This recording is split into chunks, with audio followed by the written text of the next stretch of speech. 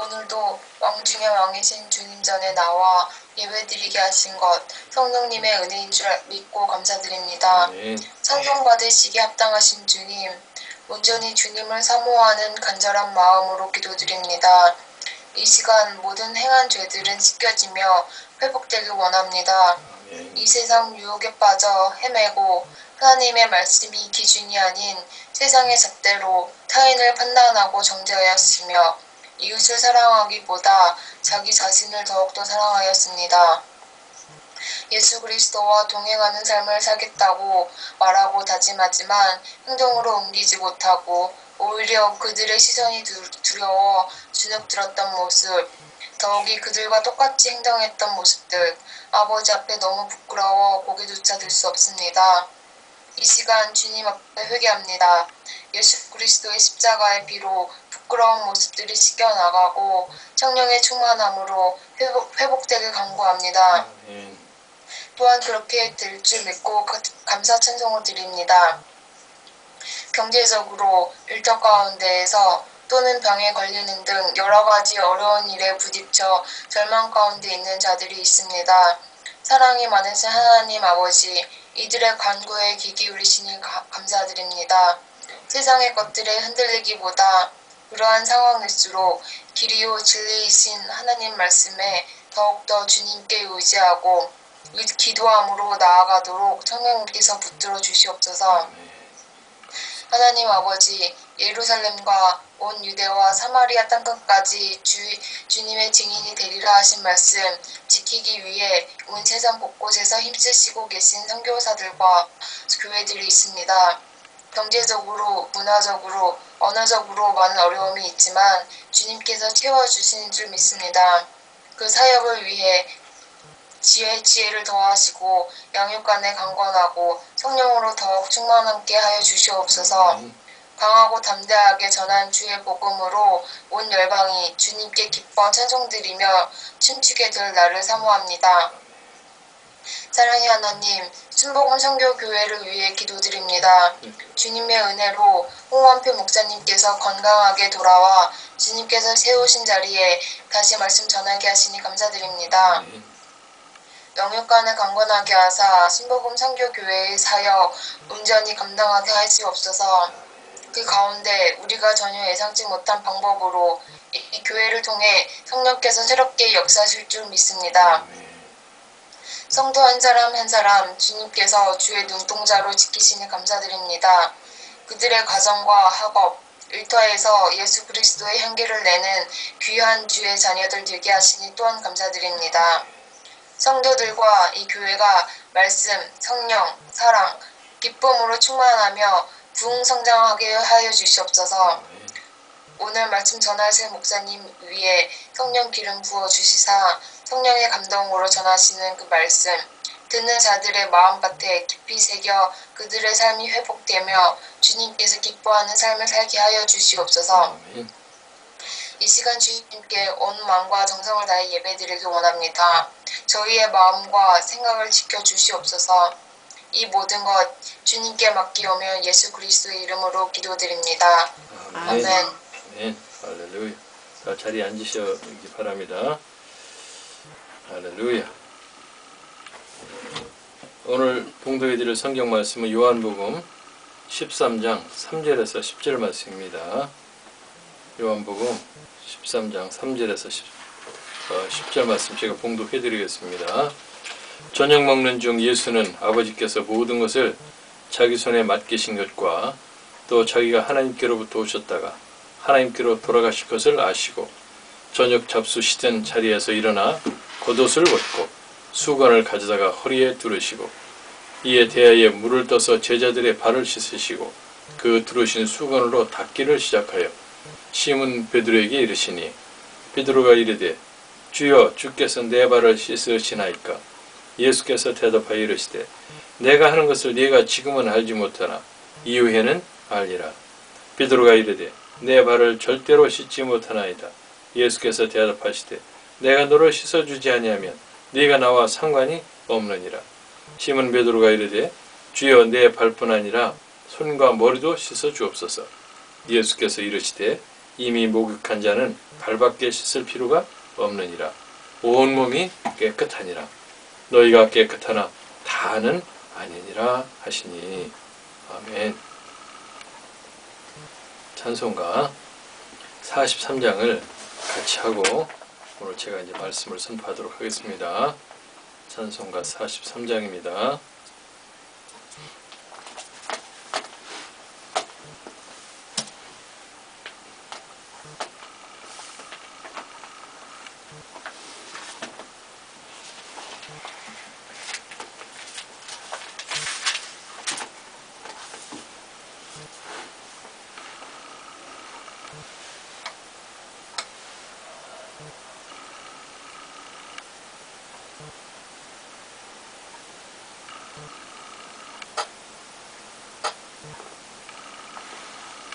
(43장) 찬송으로 보답할 수 없는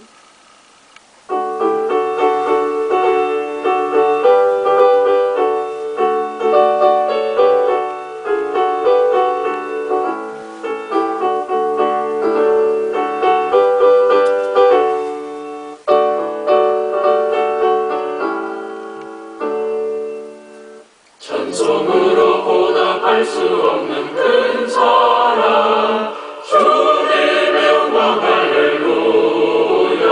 형제자매 모두 함께 모여 찬송해 주님의 영광 할렐루야. 하나님의 자녀여 크게 찬송 부르며 맑고 거룩한 길로 기쁨으로 나아가 주의 보좌 앞으로 속히 들어가겠네. 주님의 영광 할렐루야. 우리 받은 그 큰 은혜 말할 수 없네. 주님의 영광 할렐루야. 기쁜 찬송 부르면서 천국 가겠네. 주님의 영광 할렐루야. 하나님의 자녀여 크게 찬송 부르며 맑고 거룩한 길로 기쁨으로 나아가 주의 보좌 앞으로 속히 들어가겠네. 주님의 영광 할렐루야.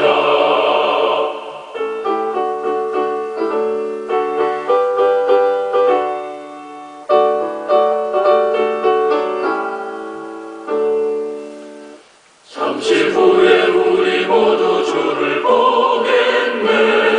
주님의 영광 할렐루야. 영광스런 보좌 위에 거룩하신 주. 주님의 영광 할렐루야. 하나님의 자녀여 크게 찬송 부르며 맑고 거룩한 길로 기쁨으로 나아가 주의 보좌 앞으로 속히 들어가겠네. 주님의 영광 할렐루야. 만국 백성 천국에서 소리 높여서 주님의 영광 할렐루야. 영원토록 주의 공로 찬양하겠네. 주님의 영광 할렐루야. 하나님의 자녀여 크게 찬송 부르며 맑고 거룩한 길로 기쁨으로 나아가 주의 보좌 앞으로 속히 들어가겠네. 주님의 영광 할렐루야.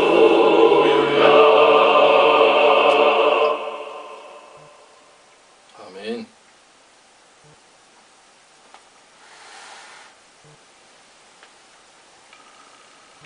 저는 오늘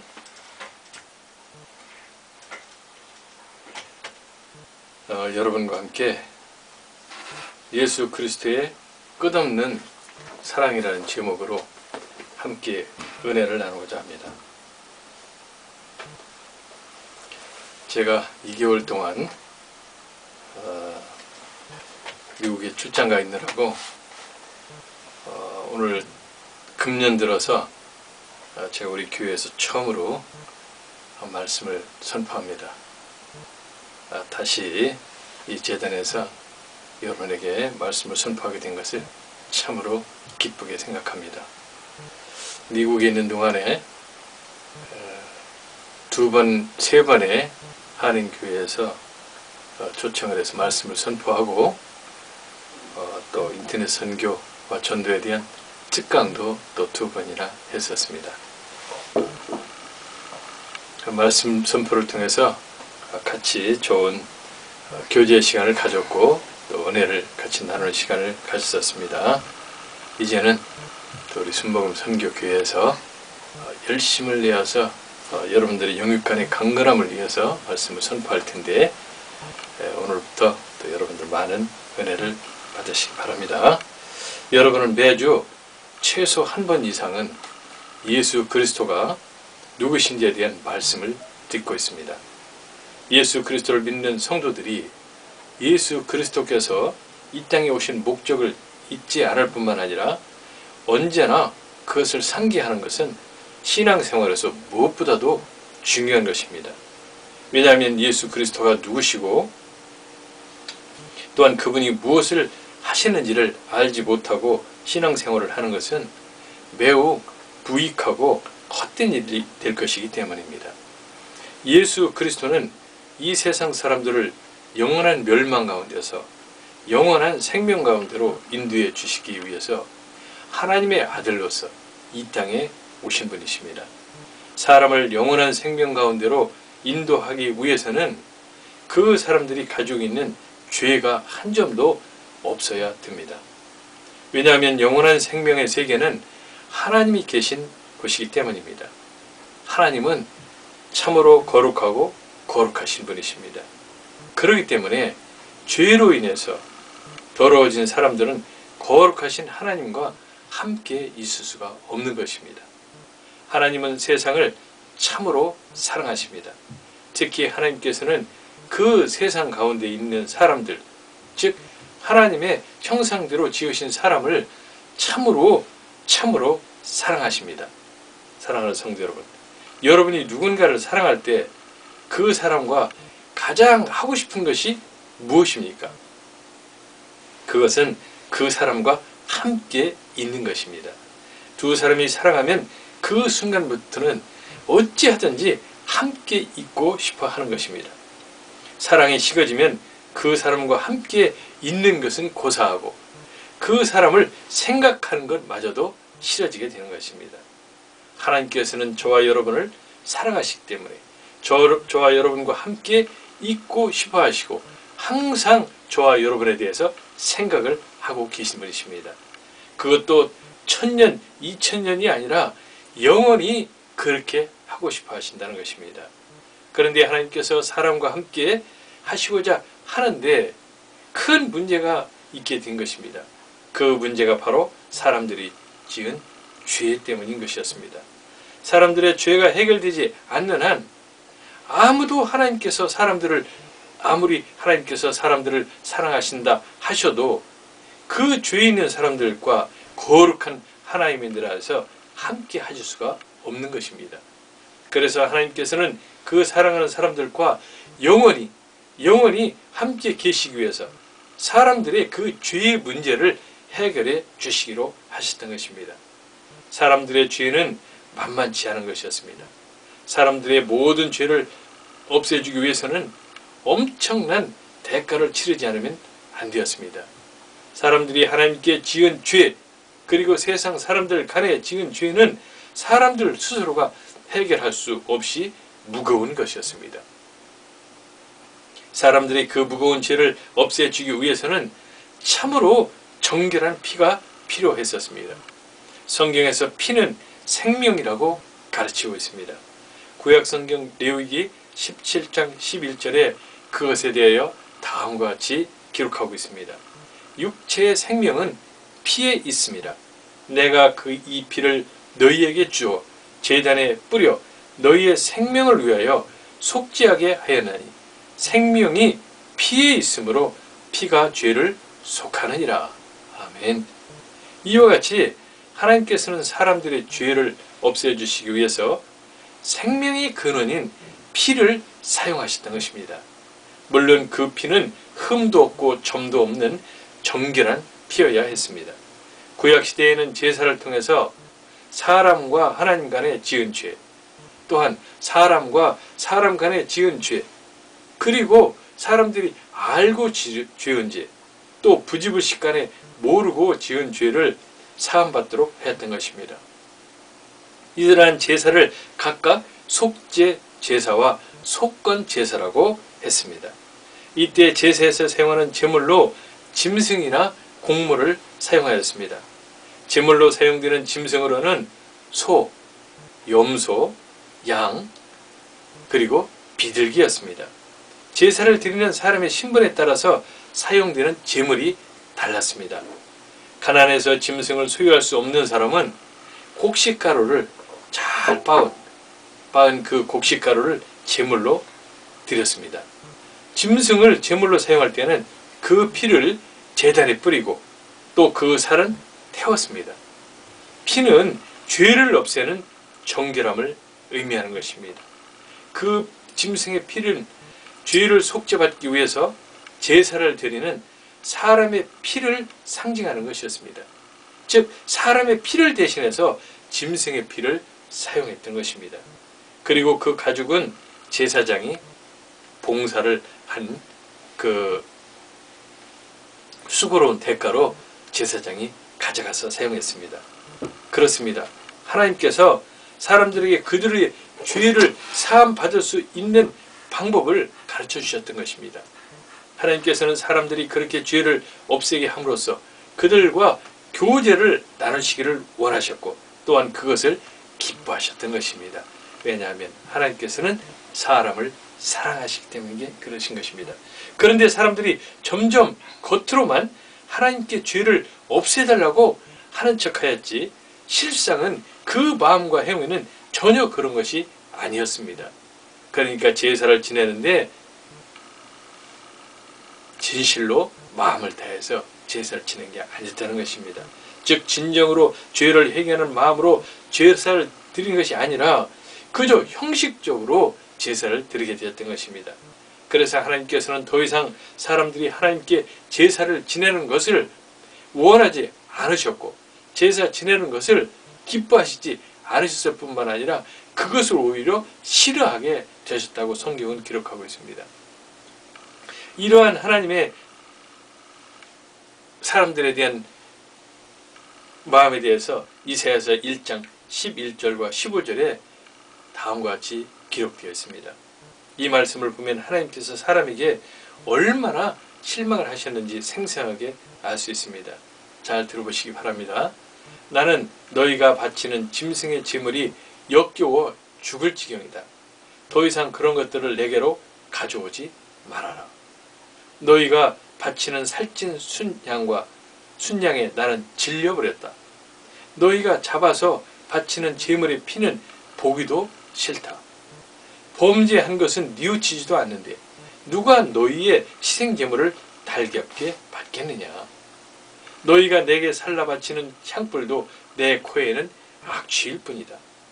너희가 거룩하게 지키는 초하루와 안식일과 특정한 날에 모이는 금식 기도회가 아무리 경건한 모임인 채 하더라도 그것들은 모두 다 사기 행각이 아니냐. 나는 그런 것들과 더 이상 상관도 하기 싫다. 나는 그것들을 모조리 미워한다. 나는 그런 것들을 보기만 해도 견딜 수가 없다. 이제부터는 너희가 하늘에 두 손을 펴고 기도하더라도 나는 쳐다보지도 않을 뿐더러 아예 듣지도 않겠다. 너희가 수도 없이 기도한다 해도 나는 귀를 막아버릴 작정이다. 수도 없이 사람을 쳐 죽이고도 그 손을 쳐들고 또 내게 기도 드리다니. 하나님께서 이렇게 사람들의 행위에 대해서 한탄하고 계십니다. 그럼에도 불구하고 하나님께서는 일말의 희망을 우리 사람들에게 말씀해 주셨습니다. 그 말씀이 이사야서 1장 18절의 말씀입니다.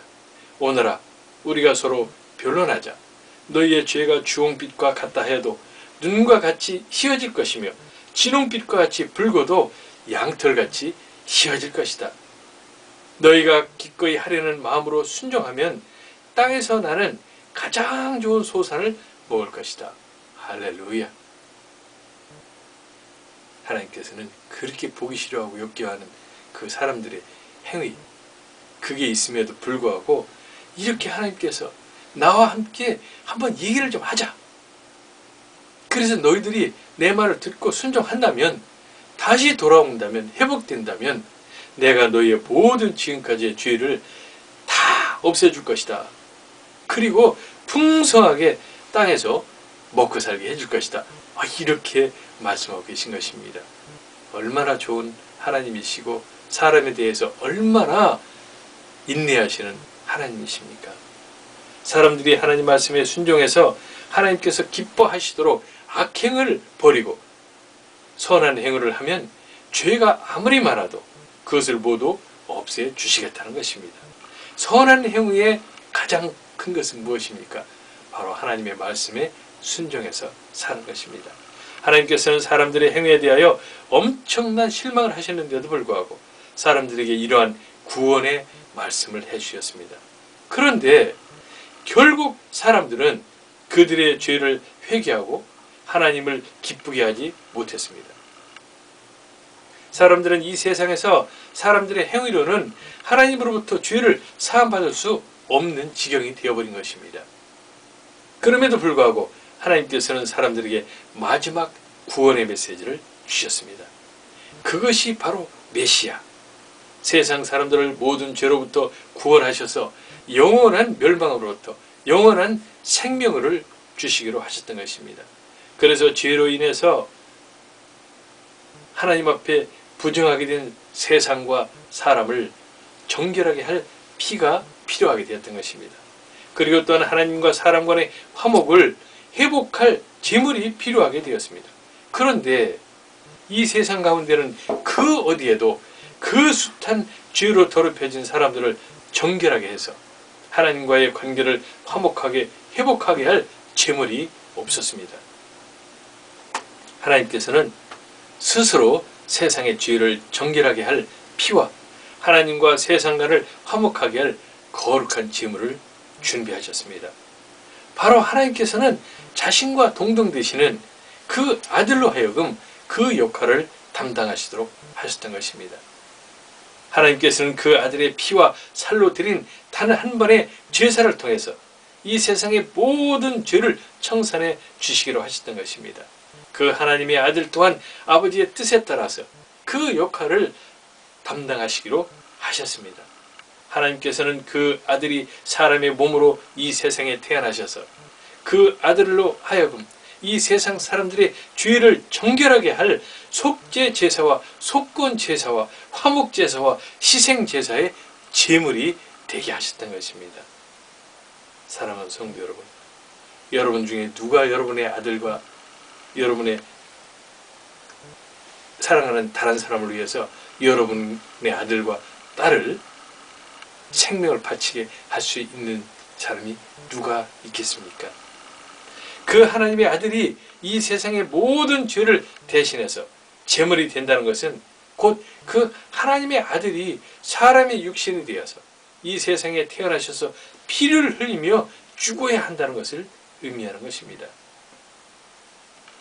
참으로 하나님은 야속한 하나님이시죠. 자기 아들을 어떻게 남을 위해서 그렇게 죽게 한다는 말입니까? 그것도 남이 아니에요. 사람을 위해서, 그 죄덩어리인 사람을 위해서 죽게 한단 말입니까? 즉 세상 사람의 모습으로 태어난 하나님의 아들의 몸이 제물로 바쳐지는 짐승과 같이 그 살가죽이 벗겨지고 오장이 모두 끄집어내져서 버려지고 몸이 각이 떠져서 태워지고 제단을 정결케 하기 위해서 그 피가 제단에 뿌려져야 한다는 것을 뜻하는 것입니다. 거룩하신 하나님의 아들께서 도대체 무슨 잘못을 하셨다고 이 죄악으로 더러운 세상에 사람의 몸을 입고 태어나셔서 죄인된 사람들을 위해서 그러한 처참한 고통을 당하셔야 하게 되었을까요? 그 이유는 단 한 가지뿐입니다. 요한복음 3장 16절을 함께 읽어봅시다. 요한복음 3장 16절 함께 읽어봅시다. 시작. 하나님이 세상을 이처럼 사랑하사 독생자를 주셨으니 이는 그를 믿는 자마다 멸망하지 않고 영생을 얻게 하려 하십니다. 할렐루야. 그렇습니다. 하나님 아버지와 그 아들께서 이렇게 처참한 계획을 행하셔야 하는 이유가 바로 이것입니다. 하나님 아버지께서 저와 여러분과 모든 사람을 지극히 사랑하시기 때문인 것입니다. 이 요한복음 3장 16절에서 이처럼이라는 것은 하나님 아버지께서 그 아들을 제물이 되는 짐승과 같이 처참한 죽음을 당하는 것을 감내할 정도로, 그것을 감내할 정도로 이처럼 저와 여러분과 세상을 사랑하신다는 것입니다. 또한 그 하나님의 아들께서도 하나님 아버지께 아무런 잘못한 것이 없는데도 불구하고 그 하나님 아버지께서 사랑하시는 저와 여러분과 세상을 하나님 아버지와 동일하게 사랑하시기 때문에 아버지의 뜻에 따라서 이 세상을 죄 가운데서 구원할 피를 흘리고 살점이 태워지는 제물의 역할을 감내하시기로 하신 것입니다. 도대체 저와 여러분과 이 세상이 무엇이간데 하나님 아버지와 그 아들께서 이러한 혹독한 일을 하셨을까요? 사랑하는 성도 여러분, 저는 그 하나님 아버지와 그 아들께서 저와 여러분과 이 세상을 사랑하시는 그 사랑에 대해서 얼마나 알고 있고 깨닫고 있는지 부끄러울 뿐입니다. 지금 이 시간에 저와 여러분의 보혜사 되시는 성령님께서 그 하나님과 그 아들의 우리를 향한 사랑을 더욱 밝히 깨닫게 해 주실 것을 예수 그리스도의 이름 받들어 간절히 간구합니다. 사랑하는 성도 여러분, 저와 여러분은 이미 저와 여러분과 세상의 모든 죄를 정결하기 위해서 이 세상에 사람의 모습으로 오셔서 피와 물을 다 쏟아주고 죽으신 그 하나님의 아들이 누구신지 잘 알고 있습니다. 그분은 바로 우리의 주님 되시는 예수 그리스도이십니다. 예수 그리스도는 저와 여러분과 세상의 모든 죄를 사해 주셔서 영원한 지옥의 멸망 가운데서 영원한 생명 가운데로 저와 여러분을 인도해 주시기 위해서 오신 그리스도, 즉 구세주이십니다. 예수 그리스도께서는 죄로 물든 사람들의 생명을 구원하시기 위해서 십자가에 달려 거룩하고 정결하게 하는 생명의 피를 흘리며 죽음을 당하셨습니다. 구약성경 레위기 17장 14절에는 하나님께서 사람들에게 생명이 되는 피를 절대로 마시면 안 된다고 가르치고 있습니다. 모든 생물은 그 피가 생명과 일체라. 그러므로 내가 이스라엘 자손에게 이르기를 너희는 어떤 육체의 피든지 먹지 말라 하였나니 모든 육체의 생명은 그것이 피인즉 그 피를 먹는 모든 자는 끊어지리라. 이 말씀 때문에 요즘에도 고기를 먹을 때 잘 굳지 않는 웰던이 되지 않으면 안 먹는 그런 사람들도 있습니다. 저도 가능하면은 고기를 먹을 때 잘 익혀서 먹으려고 애를 씁니다. 그런데 놀랍게도 신약성경 요한복음 6장 53절에는 다음과 같이 기록하고 있습니다. 예수께서 이르시되 내가 진실로 진실로 너희에게 이르노니 인자의 살을 먹지 아니하고 인자의 피를 마시지 아니하면 너희 속에 생명이 없느니라. 이와 같이 예수 그리스도께서는 오히려 인자의 피를 마셔야 생명을 얻게 된다고 말씀하시고 있습니다. 그것은 곧 예수 그리스도께서 흘리신 피는 다른 피와는 전혀 다른 피임을 말씀하시는 것입니다. 예수 그리스도의 피를 마시고 살을 먹는다는 것은 곧 예수 그리스도와 하나가 되는 것을 의미하는 것입니다. 그것은 실제로 예수 그리스도의 몸에서 흘러나온 피를 마시는 것이 아닙니다. 예수 그리스도의 몸의 살점을 뜯어 먹으라는 그런 의미가 아닙니다. 사람이 예수 그리스도를 마음으로 영접해서 그 이름을 믿는다는 것, 곧 그것이 예수 그리스도의 피와 살을 마시고 먹는 것입니다. 예수 그리스도와 한 몸이 되는 것입니다. 예수 그리스도를 믿는다는 것은 예수 그리스도께서 사람들의 죄를 대신 갚아주시기 위해서 십자가에 못 박혀 피 흘려 죽으셨다는 것을 믿는다는 것입니다. 예수 그리스도께서 십자가에 못 박혀 돌아가신 지 3일 만에 부활하시고 하나님 우편에 앉아 계시다는 것을 믿고 그분이 다시 우리를 구원하시기 위해서 재림하신다는 것을 믿는 것, 그것이 바로 예수 그리스도의 피와 살을 먹고 마시는 것입니다. 즉 예수 그리스도께서 나의 모든 죄를 사해 주시기 위해서 아무 죄도 없으시면서 그 험한 십자가 고난을 당하셨다는 것을 믿는 믿음, 그것이 곧 예수 그리스도의 살과 피를 먹고 마시는 것입니다. 그래서 예수 그리스도를 믿게 되면 자신의 모든 죄가 사함을 받게 되고 하나님의 자녀가 되게 되고 그로 인해서 거룩하신 하나님 나라에서 영생할 수 있게 되는 것입니다. 사랑하는 성도 여러분, 예수 그리스도께서는 저와 여러분과 세상의 죄를 대신 갚아주시기 위해서 채찍에 맞아 살점이 떨어져 나오고 피로 땅을 적시셨으며 십자가의 손과 발이 대못에 박혀서 모든 물과 피를 다 쏟으시고 죽으셨습니다. 그때 흘리신 우리 주님 예수 그리스도의 피로서 저와 여러분의 피가 아무리 주홍 같을지라도, 저와 여러분의 죄가 아무리 주홍 같을지라도 눈과 같이 희게 해 주신 것입니다. 할렐루야. 여러분은 이 모든 것이 마음으로 믿어지십니까? 여러분은 그러한 마음으로 인해서 마음에 하나님에 대한 큰 감동이 일어나십니까? 저는 이러한 하나님 아버지와 우리 주님 예수 그리스도에 대한 저와 여러분과 이 세상을 향하신 그 큰 사랑을 이 정도로밖에 말로 표현할 수 없는 것이 못내 아쉽고 안타까울 뿐입니다. 저는 오늘 봉독해드린 본문 말씀을 통해서 다시 한번 우리 주님 예수 그리스도와 우리를 향한 사랑을 말씀드리고자 합니다. 제자들과 함께 저녁을 드시는 예수 그리스도께서는 마귀가 가롯 유대에게 예수 그리스도를 제사장들에게 팔아넘기도록 하라는 마음을 갖게 하는 것을 아셨습니다.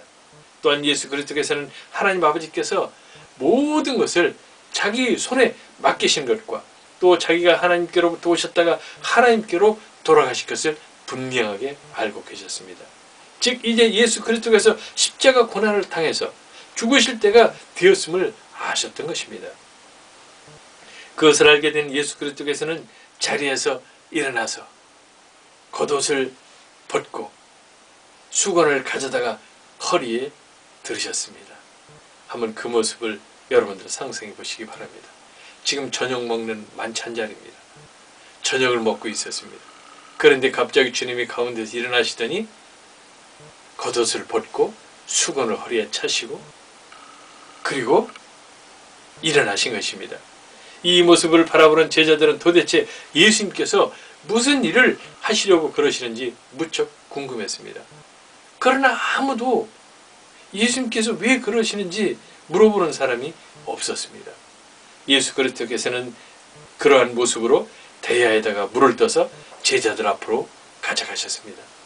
그리고 차례대로 제자들의 발을 그 대야에 담게 하고 씻어주셨습니다. 그리고 그 허리에 두르신 수건으로 씻겨주신 제자들의 발을 일일이 다 닦아주셨습니다.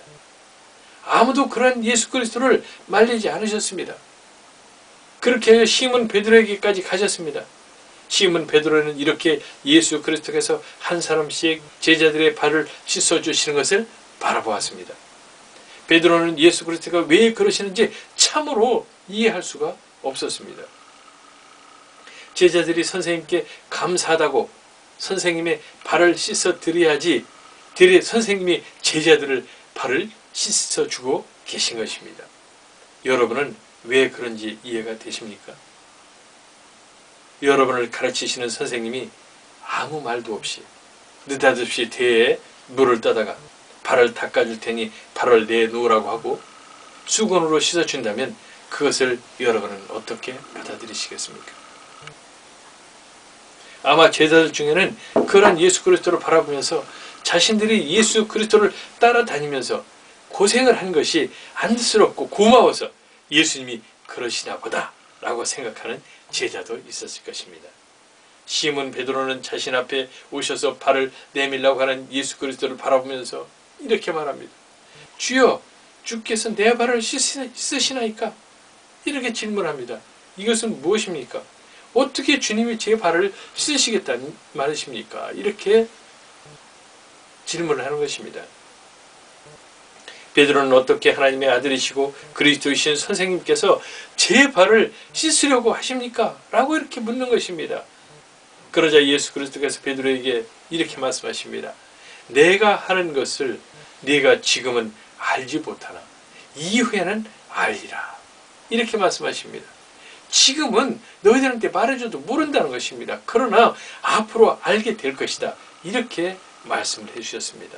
도대체 앞으로 무슨 일이 일어나길래 예수님께서 이렇게 말씀하셨을까요? 바로 예수님께서는 십자가에 못 박히셔서 흘리신 그 보혈의 피가 바로 제자들의 모든 죄를 씻어 주었다는 것을 상징적으로 알게 하시려고 하고 계신 것입니다. 베드로는 그 예수 그리스도의 말씀을 그때는 이해할 수가 없었습니다. 그래서 베드로는 다시 한번 예수 그리스도께 내 발을 절대로 씻지 못하십니다. 라고 이렇게 말했습니다. 이런 베드로에게 예수 그리스도께서는 이렇게 말씀하십니다. 내가 너를 씻어주지 아니하면 네가 나와 상관이 없느니라. 이게 무슨 소리입니까? 예수 그리스도께서 흘리신 피로써 저와 여러분의 죄를 씻어주지 않으신다면 저와 여러분과 예수님께서 저와 여러분을 구원하시는데 무슨 상관이 있겠느냐, 이렇게 지금 말씀하고 계신 것입니다. 이 말을 들은 베드로는 예수 그리스도께서 무슨 말을 하는지도 이해하지 못하면서 그렇다면 발뿐 아니라 손과 머리도 씻어달라고 합니다. 베드로는 무슨 일인지는 모르지만 예수 그리스도와 자신과 관계된 일이라면 그것보다 더한 것도, 그러니까 발을 씻어주는 것보다 더한 것도 예수님께서 자신한테 해주시라고 지금 말하고 있는 것입니다. 지금까지 숱한 사람들이 예수 그리스도를 따르다가 제 갈 길로 갔습니다. 그렇지만 베드로는 여지껏 예수 그리스도를 따라다녔습니다. 그런데 예수 그리스도께서 이제 너와 나와는 아무 관계없는 사이가 될지도 모른다고 말씀하시자 아마도 가슴이 철썩 내려앉았을 것입니다. 그러자 염치도 없이 발은 물론이고 손과 머리도 씻어달라고 하고 있는 것입니다. 베드로가 얼마나 예수 그리스도를 믿고 따랐는지 알 수 있습니다. 그리고 저는 베드로가 얼마나 욕심도 많았는지를 알 수 있을 것 같습니다. 이미 다른 제자들은 발만 씻어주셨습니다. 베드로만 머리와 손까지 씻어주어서 예수 그리스도와 더 상관이 있게 된다면 다른 제자들은 도대체 어찌 되는 것입니까? 저는 이러한 베드로가 참으로 좋습니다. 예수 그리스도와 상관되는 일이라면 더 많았으면 하는 바람은 그만큼 예수 그리스도에 대한 믿음이 큰 것이지요. 저는 여러분 모두도 누구에게도 뒤지지 않는 베드로와 같은 예수 그리스도를 흠모하는 분들이 되시길 간절히 바랍니다. 예수 그리스도께서는 그러한 베드로를 향해서 이렇게 말씀을 해주십니다. 목욕한 자는 발밖에 씻을 필요가 없다. 온몸이 깨끗하니라. 너희가 깨끗하나 다는 아니니라. 이 말씀에서 목욕한 자는 발밖에 씻을 필요가 없느니라. 온몸이 깨끗하니라. 너희는 깨끗하다. 라고까지 하는 데는 여러분들이 이해하실 수 있을 것입니다. 예수 그리스도의 말씀을 통해서 제자들이 많이 깨끗해졌어요. 이제는 마지막으로 발만 씻어주면 되는 것입니다. 예수 그리스도를 통해서 온 몸과 그 영혼에 있던 모든 죄악들이 다 깨끗해졌습니다. 이제 예수 그리스도의 흘리신 피로써 마지막으로 그들을 완전히 깨끗이 씻어줄 수가 있는 것입니다. 그런데 다는 아니라고 말씀하십니다. 그 중에 12명의 제자들 중에서 다는 아니다. 모두 다 그렇게 씻음 받은 건 아니다. 이렇게 말씀해 주십니다. 그 다는 아닌 사람이 누구일까요? 바로 가롯 유다를 말씀하고 계신 것입니다. 예수 그리스도께서는 제자들의 발을 손수 씻어주시는 행위로 앞으로 예수 그리스도께서 십자가에 달려 죽으실 때 흐르는 그 피와 제자들의 모든 죄를 다 씻어주셨음을 가르쳐 주고 계신 것입니다. 또한 제자들 12제자들 중에도 가룟 유다와 같은 예수님을 배반하는 자가 있다는 것을 가르쳐 주시는 것입니다. 오늘날에도 마찬가지입니다. 교회 안에서 예수 그리스도의 그 행하심과 예수 그리스도를 배반하는, 배역하는 그런 성도들이 있을 수가 있습니다. 그런 사람들은 성도가 아니죠. 우리가 그런 가룟 유다와 같은 사람이 되지 않도록 언제나 우리의 신앙을